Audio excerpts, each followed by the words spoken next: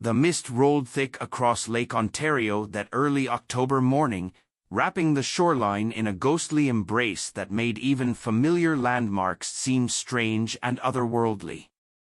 The lake's surface was a mirror of slate gray, disturbed only by gentle ripples that whispered against the hull of David Mitchell's weathered fishing boat. For 20 years, these dawn excursions had been his sanctuary, a place where the complexities of life dissolved into the simple rhythm of waves and wind. But on this particular morning, the peaceful scene would shatter into a moment that would haunt him forever. David's hands trembled slightly as he lifted his coffee mug to his lips, his other hand resting lightly on the wheel. The hot liquid did little to warm the chill that had settled in his bones, not from the autumn air, but from the memory of those desperate eyes he'd seen just moments before.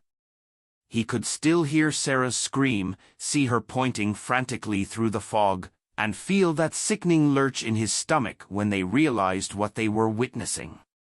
It had started like any other morning. David, a search and rescue veteran turned marina owner, had invited Sarah Cooper, the local veterinarian, for what was supposed to be a peaceful fishing trip. Sarah had recently lost her mother to cancer, and David thought the tranquility of the lake might offer some solace. They had been friends for years, bonded by their shared love of animals and the quiet majesty of Lake Ontario. The first hint that something was wrong came with a sound, not the usual lap of waves or the cry of gulls, but something more primal, a desperate splashing, punctuated by what could only be described as screams. At first, they dismissed it as waterfowl, perhaps a loon crying out in the dawn, but then Sarah had seen it. David. Her coffee cup had crashed to the deck, hot liquid spreading across the weathered boards. Over there. Oh my God, David, look. Through the thinning wisps of fog, about 40 yards from their boat, a large dog was fighting for its life. Its dark head barely broke the surface, powerful limbs churning the water in increasingly frantic movements. Each wave threatened to push it under, and even from this distance, they could see the exhaustion in its struggles. David's trained eye took in the details with professional precision. The dog was big, probably a Newfoundland or similar breed. Its thick fur now a deadly weight, dragging it down. By the way it moved, he could tell it had been in the water for some time, too long. Its movements were becoming erratic, desperate, and what hit David hardest were its eyes, intelligent, terrified eyes that locked onto their boat with an almost human awareness of its fate. Sarah gripped the rail, her knuckles white. We have to do something. It's drowning. But David hesitated, his mind racing with the possibilities and dangers. He'd seen what panicked animals could do, how fear could turn even the gentlest creature into something dangerous. A drowning dog of that size could easily pull down a would-be rescuer, or in its panic, it might capsize their boat, leaving all three of them at the mercy of the cold October waters. The dog's head disappeared beneath a wave, and Sarah's gasp cut through the morning air like a knife. When it resurfaced, its struggles were noticeably weaker. Those eyes, when they found the boat again, held something that shook David to his core, not just fear now, but a pleading that transcended species. Sarah, he said, his voice tight with tension. If we do this, everything has to be perfect. One mistake, and we could all die out here. She turned to him, tears streaming down her face. We can't just watch it die, David. We can't. The dog's head went under again, longer this time. When it came up, its movements were sluggish and uncoordinated. David knew they had seconds, not minutes, to make a decision that could cost them their lives. In that moment, time seemed to slow. The fog parted slightly, revealing the full scene in cruel clarity, the struggling dog, its dark fur glistening in the weak morning light, each desperate paddle growing weaker than the last. Sarah's quiet sobs beside him, the gentle rocking of their boat, now the only thing standing between life and death for this creature that, through some twist of fate, had crossed their path. David's hands tightened on the wheel.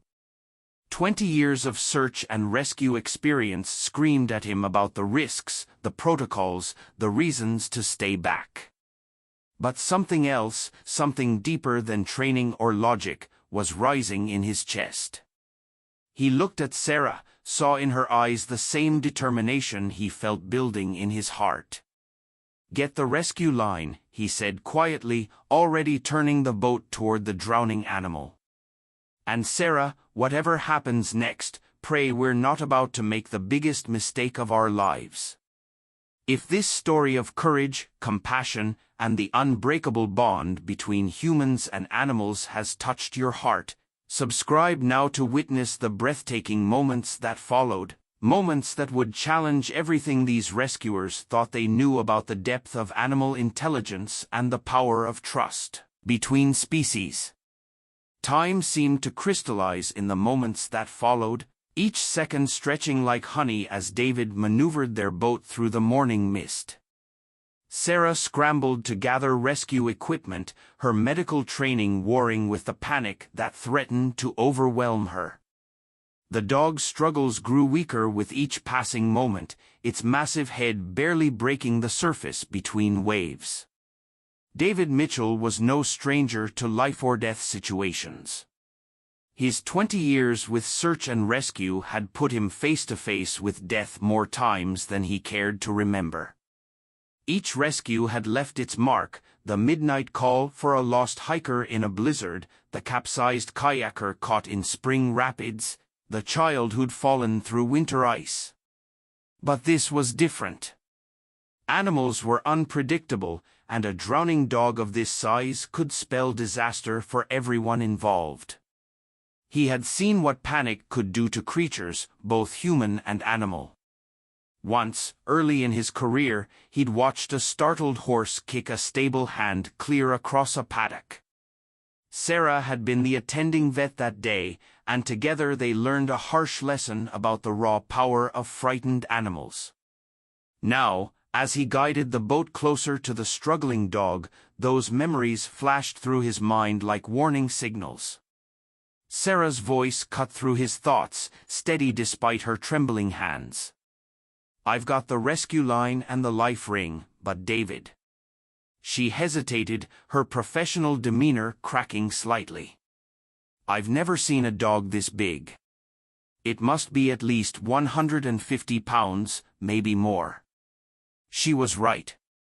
Up close, the dog's size became even more apparent. Its broad chest and powerful shoulders spoke of a breed built for water, probably a Newfoundland, though its waterlogged fur made it hard to be certain. In normal circumstances, such dogs were excellent swimmers. Something had gone terribly wrong to leave this one fighting for its life so far from shore. The fog swirled around them as David cut the engine, letting their momentum carry them closer. The sound of the dog's labored breathing carried across the water, each gasp more desperate than the last. Its dark eyes locked onto them, and in that gaze, David saw something that made his heart clench, not just fear, but a glimmer of recognition, an awareness that help had arrived. "Easy now," David murmured, more to himself than anyone else. "Easy." Sarah moved to the boat's edge, rescue line ready. Her years of handling large animals showed in her careful movements, but David could see the tension in her shoulders. One wrong move, one moment of panic, and the situation could turn deadly in seconds. The dog's head slipped under again, and this time, the seconds stretched agonizingly before it resurfaced. When it did, its movements were alarmingly weak, its powerful limbs moving more from instinct than conscious effort. The cold water had done its work, sapping the animal's strength with merciless efficiency. Sarah made her first attempt with the rescue line, aiming for the dog's shoulders. The rope fell short, creating ripples that sent the animal into fresh panic. Its thrashing turned the water into foam, and for a terrifying moment, it disappeared completely beneath the surface. "No!" Sarah's cry echoed across the water. When the dog reappeared, it was barely swimming, its movements now little more than twitches against the inevitable. David's mind raced through options, each seeming more desperate than the last. The rescue line might work, but they needed to get closer, dangerously closer. The life ring was useless, the dog was too far gone to grab it. Time was running out. "Sarah," he said, his voice tight with tension. "We need to try something else. I'm going to bring us alongside." Her head snapped around, eyes wide. "David, if it panics." "I know," he met her gaze steadily. "But it's dying. We have to risk it." With practiced precision, David guided the boat closer, using the wind and current to their advantage. The dog was less than 10 feet away now, close enough to see the gray starting to show around its muzzle. Not a young dog, then, which might explain its presence so far from shore. Perhaps it had become disoriented, led astray by failing senses. Sarah readied herself at the rail, new determination settling over her features. As a vet, she'd sworn to help animals in need, and professional distance be damned. She wasn't about to watch this one die. The next few moments unfolded in a blur of action. David brought them within arm's reach of the struggling animal. The boat's hull now acting as a barrier against the deeper water, Sarah, timing her movements perfectly with the waves, managed to get the rescue line around the dog's chest, just behind its front legs. But success turned to crisis in an instant. The touch of the rope sent the dog into a final, desperate surge of panic. Its powerful legs churned the water, one massive paw catching the boat's edge. The vessel lurched dangerously, and icy water poured over the gunwale. "Hold on!" David shouted, fighting to stabilize the boat. Sarah had fallen to her knees but maintained her grip on the rope, her face set in grim determination. The dog's struggles began to weaken again, but now they had a chance. Together, they started to pull, every muscle straining against the weight of the waterlogged animal. The boat rocked dangerously with each movement, threatening to tip them all into the frigid lake. Through it all, those intelligent eyes never left them. Even in its panic, even as its strength failed, the dog seemed to understand on some level that these humans were trying to help. Its struggles, though still dangerous, became less frantic, more focused on staying above water than fighting the rope. As they fought to bring the massive animal alongside, David caught Sarah's eye. In that moment, they shared an understanding that transcended words. They were committed now, for better or worse. Whatever happened next would test everything they knew about rescue, about animals, and about themselves. The morning fog continued to swirl around them, creating an otherworldly scene. Two humans and a dying dog suspended between salvation and disaster on the grey waters of Lake Ontario. The next few minutes would determine not just the dog's fate, but perhaps their own as well. The critical moment arrived with the force of a thunderclap. David and Sarah had managed to get the massive dog alongside their boat but now faced their greatest challenge yet. The animal's weight, amplified by its waterlogged fur, threatened to capsize them with every attempt to lift it aboard. The morning air filled with the sound of their laboring breath and the occasional whimper from their exhausted rescue subject. On 3, David called out, his muscles trembling from the strain of holding the rescue line. Sarah nodded, her face a mask of determination, despite the fear evident in her eyes. They had one chance at this, one opportunity to save this creature before exhaustion claimed them all. The dog's dark eyes, once wild with panic, now held a glazed look that Sarah recognized all too well from her years as a veterinarian. Hypothermia was setting in, and the window for rescue was closing fast. Its massive head rested against the boat's hull, each breath creating small ripples in the water. David adjusted his grip, planting his feet firmly. 2. Sarah's hand tightened on the rope, ignoring the burning sensation where it had already rubbed her palms raw. 3. They heaved upward with everything they had, their joints screaming in protest. The dog's weight seemed impossible, far more than the 150 pounds they'd estimated. Water cascaded from its fur as its massive form began to rise from the lake, each drop adding to the growing pool at their feet. For one heart-stopping moment, the boat tilted dangerously to port, water rushing over the gunwale. "Shift right," David shouted. Sarah responded instantly, throwing her weight to the opposite side while somehow maintaining her grip on the rope. The dog, in what seemed like a moment of extraordinary understanding, made a final effort of its own. As they pulled, it gathered its remaining strength and lunged upward, its powerful front leg scrabbling at the boat's edge. The movement, combined with their pulling, created the momentum they needed. With a tremendous splash and heave, the dog crashed onto the deck. Water exploded everywhere, soaking them completely, but neither rescuer cared. They'd done it. The impossible had become possible. But their triumph was short-lived. The dog lay motionless on the deck, its chest barely rising with each shallow breath. Sarah immediately switched into veterinary mode, her professional instincts overriding exhaustion. "He's hypothermic," she said, already moving toward their supply compartment. "We need to get him warm now." The use of heat came naturally. She could now see their rescue was indeed a male, and an older one at that. David watched the animal closely as Sarah worked, ready to intervene if it showed any sign of aggression. But the dog remained still, only his eyes moving to follow their actions. Those eyes held something that David had never seen before in an animal, a deep, almost human-like awareness of what had just transpired. Sarah returned with emergency blankets and their spare clothing.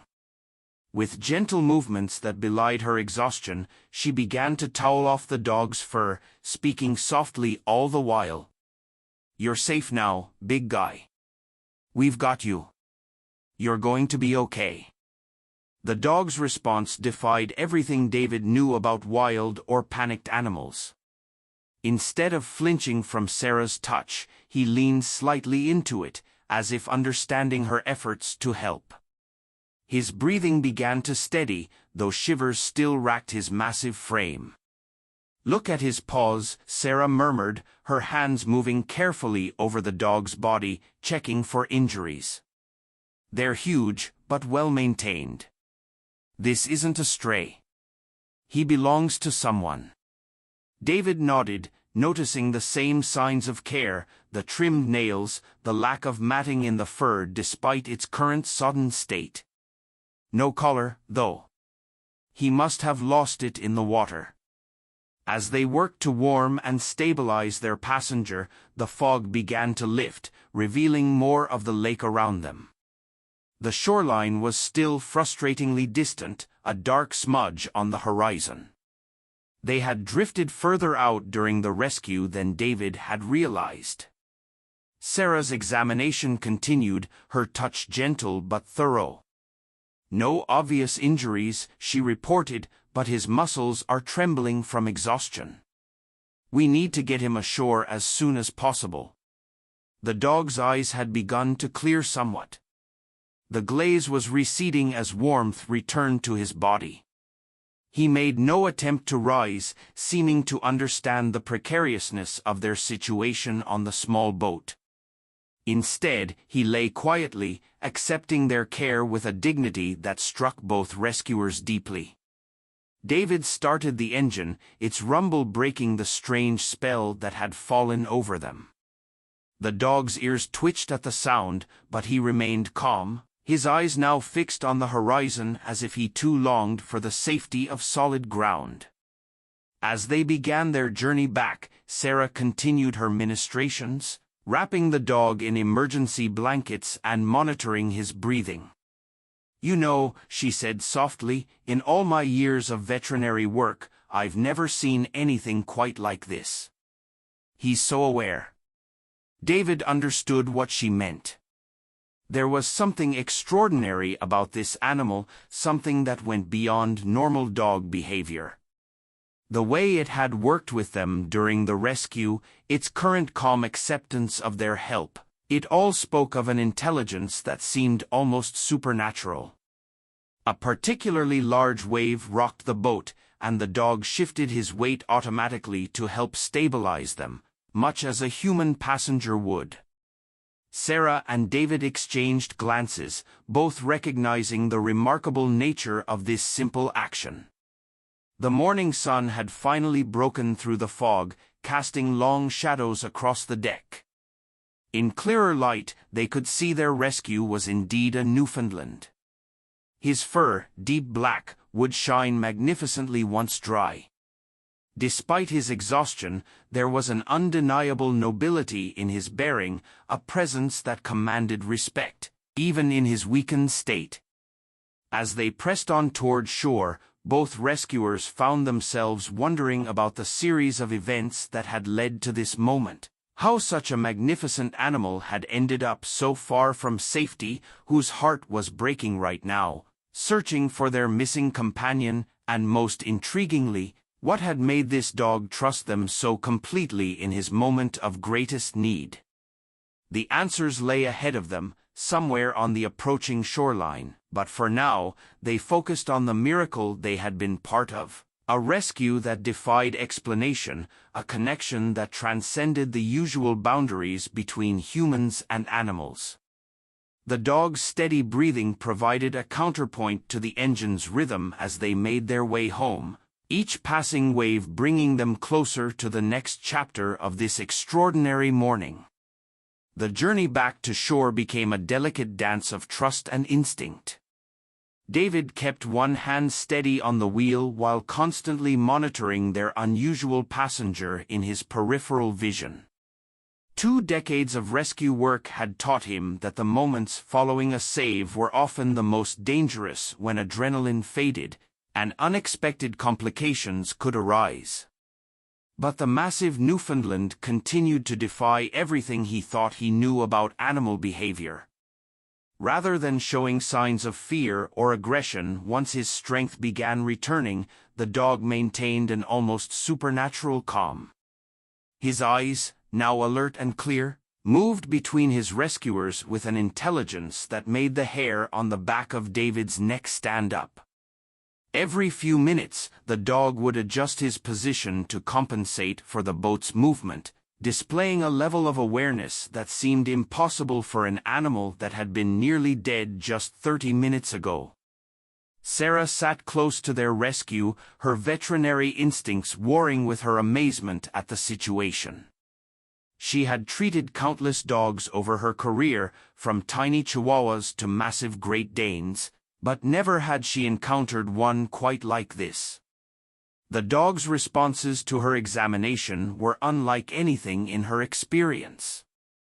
"Look at this," she murmured to David, demonstrating how the dog would lift his paw before she even reached for it, anticipating her needs. "It's like he knows exactly what I'm checking for."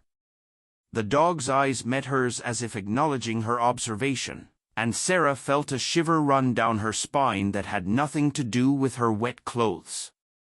There was something in that gaze, not just intelligence, but a depth of understanding that challenged everything she thought she knew about animal consciousness. A particularly large wave rocked the boat, sending spray across the deck. David tensed, ready for the dog to panic, but instead, their unusual passenger simply shifted his weight to the high side, helping to stabilize the vessel. The movement was so natural, so perfectly timed, that it seemed rehearsed. "David," Sarah said quietly, "I've never seen anything like this. Even the most well-trained service dogs don't show this level of situational awareness." As if to prove her point, the dog turned his massive head toward her and let out a soft woof of breath, not quite a bark, but clearly a deliberate communication. His tail, though still heavy with water, thumped once against the deck in what seemed like agreement. David found himself chuckling despite the tension of the situation. "Maybe we should check him for a scuba license while we're at it." The joke broke some of the supernatural tension that had built up, but the mystery of their passenger only deepened as they continued their journey. When Sarah opened their cooler to get a bottle of water for herself, the dog's eyes followed her movements with clear interest. She paused, then poured some water into her cup palm, offering it to him. The gentleness with which the massive animal lapped water from her hand left both rescuers speechless. Despite his size and obvious thirst, he took the water carefully without grabbing or pushing. When he had had enough, he pulled back slightly and gave what could only be described as a polite nod. "Okay, that's just..." David shook his head, unable to find words to describe what they were witnessing. The sun had risen higher now, burning away the last wisps of morning fog. In clearer light, they could see their passenger better. His fur, though still damp, was beginning to dry in patches, revealing a glossy black coat that spoke of excellent care. There were no signs of neglect or abuse. This was clearly a beloved pet, not a stray. "He must have a family going out of their minds with worry," Sarah said, running her hand gently along the dog's broad back. The dog turned to look at her, and something in his expression made her catch her breath. "You know what I'm saying, don't you? You understand us." The dog's response was subtle but unmistakable. He shifted slightly, pressing against her leg in what seemed like reassurance, then turned his gaze toward the approaching shoreline. His ears perked forward and his nose lifted slightly, testing the wind. David watched this interaction with growing amazement. In all his years of rescue work, he had seen animals display remarkable intelligence and emotional capacity, but this was different. This wasn't just a trained response or learned behavior. This dog was demonstrating a level of comprehension and interaction that bordered on the supernatural. A memory surfaced, something he'd read years ago about Newfoundlands being known as gentle giants and remarkable water rescue dogs. Their breed history included countless stories of spontaneous rescues where the dogs had saved drowning victims without any training. But this situation was the reverse. They had saved him, and his response was anything but typical. As they drew closer to shore, the dog's behavior continued to astound them. When David needed to adjust their course to account for a sudden wind change, the dog had moved to the center of the boat before he even asked, perfectly balancing their weight distribution. When Sarah sneezed suddenly, the dog had turned to her with what could only be described as concern, waiting until she smiled reassuringly before settling back down. "You know," Sarah said thoughtfully, "there are studies about animal intelligence that suggest we barely scratch the surface of what they're capable of. Some researchers believe that dogs in particular have evolved alongside humans to such a degree that they can read our emotions and intentions better than we realize." The dog's ears twitched at her words, and he turned to regard her with those impossibly knowing eyes. For a moment, the three of them sat in silence, the only sounds the gentle slap of waves against the hull and the steady purr of the engine. The shore was growing larger now, details becoming clear through the morning light. Soon, they would face the practical challenges of landing the boat and figuring out where this remarkable animal belonged. But for now, they remained suspended in this extraordinary moment, where the usual barriers between human and animal had somehow dissolved. David glanced at their passenger, then at Sarah, seeing her face mirror the same mix of wonder and confusion he felt. They had set out that morning expecting a routine fishing trip and instead found themselves part of something that defied explanation. The dog's presence on their small boat had transformed it into a space where the impossible seemed not just possible, but natural. As they approached the marina, both rescuers knew that whatever happened next, their understanding of the relationship between humans and animals had been forever altered by this extraordinary encounter. The approach to shore at Haven Marina stirred a new kind of tension in the boat. David guided them past the outer breakwater, his experienced hands gentle on the wheel as they entered the maze of moored vessels. The morning sun now bathed everything in golden light, transforming their extraordinary rescue into something that felt almost dreamlike. Their passenger, however, remained anything but passive. As they entered the marina, the massive Newfoundland rose slowly to his feet, his movements careful and deliberate on the still-rocking deck. Both Sarah and David tensed, ready for any sign of distress, but the dog's behavior continued to amaze them. "Look at how he's balancing," Sarah whispered, watching as the dog adjusted his stance with each turn of the boat. "It's like he's done this 100 times before."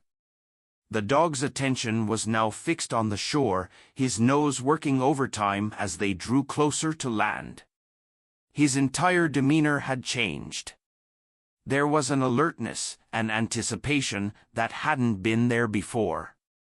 Whatever had led to his near drowning in the lake, it was clear he recognized something about their location. David began the delicate process of maneuvering into their slip, a task made more challenging by their unusual passenger's size and weight. But before he could call out instructions, the dog had already moved to the perfect position, distributing his bulk exactly where it needed to be for a smooth docking. "Okay, that's just showing off now," David muttered, drawing a small laugh from Sarah as they secured the boat. A commotion started on the dock. The early morning regulars, other fishermen, dock workers, and marina staff had noticed something unusual about their return. Soon, a small crowd had gathered, their murmured conversations carrying across the water. "Is that a dog? Where did they find it? My God, look at the size of that thing." The Newfoundland's response to the attention was remarkable. Rather than showing anxiety at the crowd, he sat regally on the deck, his bearing almost dignified despite his still damp fur. There was something almost theatrical about his pose, as if he understood he was part of an extraordinary story. "We're going to need help getting him off the boat," Sarah said. The distance between the deck and the dock, even with the dog's apparent cooperation, made any movement potentially dangerous. But before they could call for assistance, a sharp cry cut through the morning air. "Atlas!" The effect on their passenger was electric. The dog's head snapped up, ears forward, every muscle suddenly alert. A strong bark, his first since the rescue, echoed across the marina. Through the crowd came a running figure, a young woman in her early 30s, her face a mask of disbelief and hope. "Atlas, oh my God, Atlas!" The dog Atlas began to whine, his tail thumping against the deck with increasing urgency. But still, he didn't move, didn't try to jump from the boat. Instead, he looked at David, then at the dock, as if asking permission. "Well," David said, his throat unexpectedly tight, "I guess we know your name now, big fellow." The young woman reached the boat just as they were securing the final line. Her hands gripped the railing, knuckles white. How? Where did you find him? He's been missing since yesterday afternoon. We've been searching all night. Sarah helped her aboard, watching as Atlas finally moved, approaching his owner with what could only be described as deliberate gentleness. The reunion that followed brought tears to every eye on the dock. "My name's Emma," the woman managed between sobs, her arms wrapped around her dog's massive neck. "Atlas is a therapy dog. We work with children at the hospital. Yesterday, we were at the Lakeside Park for a special session, and he just disappeared. We couldn't understand it. He never runs off. Never." Atlas pressed against her, his eyes closing in contentment. But there was something about his posture that caught David's attention. The dog kept glancing toward the lake, then back at his own owner, as if trying to communicate something. Sarah, her veterinary instincts still active, watched the interaction closely. "Emma, could something have spooked him, made him run toward the water?" Emma wiped her eyes, one hand still buried in Atlas's fur. "There was a child," she said slowly, the memory clearly painful. "A little boy having a severe anxiety attack. Atlas was working with him, doing so well, and then," she paused, realization dawning on her face. "Then the boy ran. He was heading toward the water. Atlas always follows children who are in distress. It's part of his training. But we found the boy safe at home later. Atlas must have kept going, looking for him." The pieces began falling into place, Atlas's presence so far out in the lake, his extraordinary behavior during the rescue and aftermath. It all made sense. This wasn't just any dog.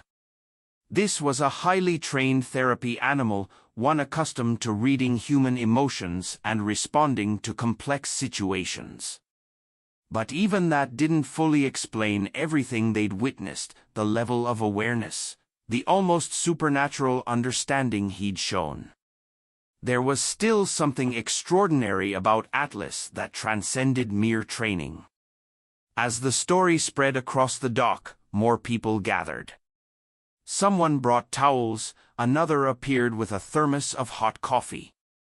Atlas accepted the attention with characteristic grace, staying close to Emma but acknowledging each person who approached with a gentle look or a soft waft of breath. David and Sarah shared a glance, both recognizing that while they might have saved Atlas from drowning, he had given them something equally valuable, a glimpse into the true depths of animal intelligence and emotional capacity. The morning sun climbed higher, drying Atlas's fur into a magnificent black mane as Emma shared more about their work at the hospital, about the lives this gentle giant had touched and changed. David found himself thinking about the mysteries that still lurk beneath the surface of human-animal relationships. They had set out that morning expecting nothing more than a peaceful fishing trip. Instead, they became part of something that would challenge their understanding of the boundaries between species, of the capacity for trust and intelligence in the animals that share our world. And through it all, Atlas watched them with those knowing eyes, as if aware that his story was far from over. The story of Atlas's rescue spread to the lakeside community like wildfire, growing more remarkable with each telling. In the weeks that followed, David and Sarah found themselves at the center of something that had grown far beyond a simple rescue. Their experience that misty morning had sparked conversations about animal intelligence and the mysterious bonds between humans and their four-legged companions. Emma had insisted they come visit Atlas at the children's hospital, where he worked. On a bright autumn afternoon, they watched in amazement as the same dog they pulled from Lake Ontario's frigid waters moved with gentle purpose through the pediatric ward. His presence transformed sterile hospital rooms into spaces of comfort and healing. It's like he remembers, Sarah whispered to David, watching Atlas rest his massive head on the lap of a young cancer patient. The girl, who, according to the nurses, hadn't smiled in days, was now giggling as she ran her fingers through his thick fur. "Look at how he keeps checking on us." She was right. Throughout his rounds, Atlas would occasionally glance their way, those intelligent eyes holding the same knowing look they'd seen on the boat. Each time he did, David felt a shiver of recognition, a reminder of that extraordinary morning. Emma joined them in the hospital's small garden later that afternoon. Atlas settled between them with a contented sigh. "He's different since that day," she said, scratching behind his ears. "It's subtle, but I can see it. It's like he understands things on a deeper level now." David nodded, remembering how Atlas had helped balance the boat, how he anticipated their needs during the rescue. "Near-death experiences change everyone," he said thoughtfully. "Maybe they change animals too." The impact of their story reached far beyond the hospital walls. Local wildlife organizations reported increased interest in water safety for pets. The marina where David worked began offering pet jacket rentals and water safety classes for dog owners. Sarah's veterinary practice saw a surge of people asking about their pets' cognitive abilities and emotional intelligence. But the most profound changes were more personal. David found himself approaching his rescue work differently, paying closer attention to the subtle signals and unspoken communications that could mean the difference between life and death. Sarah's veterinary practice evolved too, incorporating new methods of understanding and working with animals' emotional states. One crisp morning, about a month after the rescue, David arrived at the marina to find Atlas and Emma waiting by his boat. The dog's tail wagged in greeting, and David could have sworn there was a gleam of mischief in those dark eyes. "He insisted on coming down to the water," Emma explained, smiling. "Ever since that day, he's had this connection to the lake. It's like he's watching over it." As if to confirm her words, Atlas walked confidently onto the boat, taking up his position exactly where he'd laid that fateful morning. His posture was relaxed but alert, nose testing the wind as he gazed out over the water. "The kids at the hospital love hearing the story," Emma continued, watching her companion with obvious pride. "They call him the guardian of the lake now. Some of them even say he can talk to the water spirits." She laughed softly. "And sometimes, watching him like this, I almost believe it myself." Sarah arrived then, carrying her medical bag. She had started joining their morning fishing trips regularly now, their shared experience having forged a deeper bond between all of them. Atlas greeted her with his characteristic gentle courtesy, moving slightly to make room for her on the deck. As they pulled away from the dock, David couldn't help but reflect on how one morning had changed so many lives. The children at the hospital had a new hero in their massive four-legged friend. The local community had gained a deeper appreciation for the intelligence and emotional capacity of animals. And he and Sarah had discovered something profound about the connections possible between species. Atlas stood at the bow, his fur gleaming in the morning sun, every inch the noble creature they encountered that foggy morning. As they passed the spot where the rescue had occurred, he turned to look at them.